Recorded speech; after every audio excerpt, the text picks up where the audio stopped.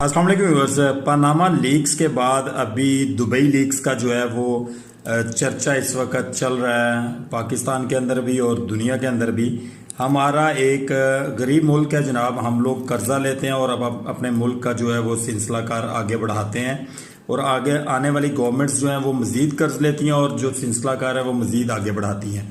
इसके अगेंस्ट अगर आप देखें तो 11 अरब डॉलर की जो है वो प्रॉपर्टीज पाकिस्तानियों की जनाब दुबई के अंदर है। अब आप देखें कि इसमें से बहुत सी ऐसी प्रॉपर्टीज होंगी जो हमारे बड़े बड़े मशहूर सियासतदानों की निकलेंगी। आपको आने वाले दिनों में ये सारी खबर मिल जाएगी और दूसरी जानब बाद में इस चीज़ को भी देखा जाएगा कि किन की ये प्रॉपर्टीज जो हैं वो डिक्लेयर हैं, जो एफबीआर के अंदर गोशवारों के अंदर मेंशन्ड हैं और वो उसके ऊपर टैक्स पे कर रहे हैं, और बहुत से ऐसे लोग निकलेंगे जिनकी वो प्रॉपर्टीज डिक्लेयर नहीं होगी।